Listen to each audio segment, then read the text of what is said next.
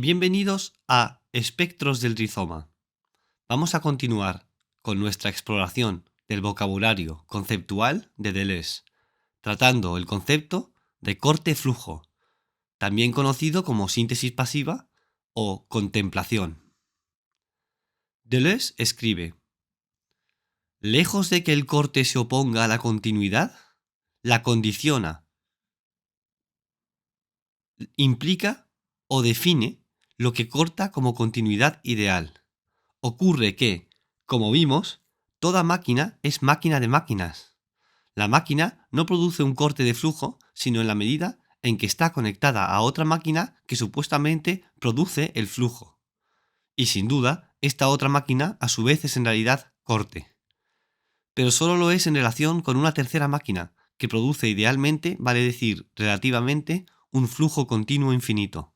Flujo y corte forman en el antiedipo un solo y mismo concepto, tan difícil como esencial.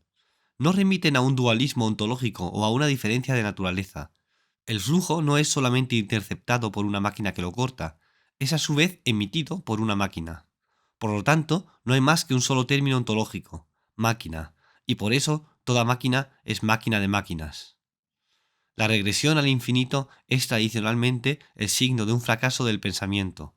Aristóteles le opone la necesidad de un término primero, hay que detenerse, y la edad clásica no lo asume sino subordinándola al infinito en acto desde el punto de vista de Dios. La regresividad adopta en Deleuze un valor positivo porque es el corolario de la tesis inmanentista paradójica, según la cual la relación está primera y el origen es acoplamiento. Convertida en objeto de afirmación, ofrece una garantía metodológica contra el retorno de la ilusión del fundamento, ilusión de un reparto real del ser como referencia trascendente del pensamiento. En efecto, no hay dado que no sea producto. Lo dado es siempre la diferencia de intensidades, surgida de un acoplamiento llamado dispar. Hasta los dos términos de la percepción, sujeto y objeto, derivan de un acoplamiento, que los distribuye uno y otro como presuponiéndose recíprocamente. El ojo, en ese sentido, no es más que la pieza de una máquina separada, de manera abstracta de su correlato, la luz. Husserl omite la verdadera definición de la síntesis pasiva, porque ella remite a tales acoplamientos, a tales contemplaciones o contracciones primarias. Pero si el acoplamiento está en el punto de génesis, ésta necesariamente regresa al infinito, implicando una rehabilitación de la regresión. El concepto renovado de síntesis pasiva pasa al primer plano en el antiedipo, bajo el nombre de máquinas deseantes, donde se plasma el principio de inestabilidad o de metamorfosis que envuelve. Este principio es llamado anarquía coronada, en los desarrollos sobre la univocidad, lo cual implica que lo dado jamás está constituido de flujos, sino de sistemas corte-flujo, en otras palabras, de máquinas, la expresión ontología de los flujos, por la cual en ocasiones se resume al sistema del antiedipo, es una invención de polemista impaciente.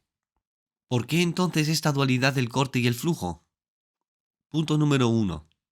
El sistema corte-flujo designa las verdaderas actividades del inconsciente, hacer fluir y cortar, funciones complementarias constitutivas de un acoplamiento, mientras que los objetos parciales, que no son ya como en Melanie Klein relativos a un todo fragmento y perdido, son sus términos, elementos últimos del inconsciente, que se determinan recíprocamente en el acoplamiento, uno como fuente o emisor de flujo, el otro como órgano receptor. En consecuencia, no habrá de asombrar la paradoja, el objeto fuente, tomado sobre el flujo que emite. Ocurre que el objeto no emite un flujo, sino por el objeto capaz de cortarlo, de donde procede el caso emblemático de la máquina seno-boca, a todo lo largo del antiedipo. A su vez, el objeto, órgano, puede ser tomado como emisor de flujo por otro objeto. Véase el ejemplo recurrente de la boca y particularmente en el caso de la anorexia. Recuérdese siempre la relatividad del flujo al corte. Punto número 2. El deseo hace fluir, fluye y corta. Cortar no es lo opuesto de fluir, servir de contención, sino la condición bajo la cual algo fluye. En otros términos, un flujo no fluye sino cortado. ¿Qué significa entonces cortar? Precisamente el régimen de circulación de un flujo, su caudal, continuo o segmentario, más o menos libre o estrangulado, y todavía estas imágenes demasiado dualistas son insuficientes. Un flujo será uniforme y, por el contrario, imprevisible y mutante según el modo de corte que lo caracterice. El concepto de corte, por lo tanto, es diferenciado. El código es uno y la esquicia otro. Aquí el contrasentido elemental sería considerar el flujo esquizofrénico, que franquea las contenciones y los códigos, y fluye irresistible, como un flujo que escapa a todo corte. Esto implicaría olvidar la primacía de la máquina y el nombre mismo de esquicia, acto de hendir, bifurcación.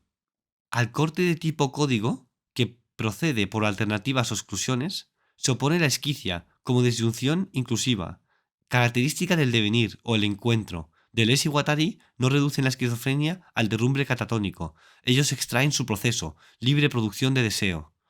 En Mil mesetas, al distinguir tres tipos de línea, reacondicionará los conceptos de corte y de flujo. Gracias y esto es todo de espectros del rizoma.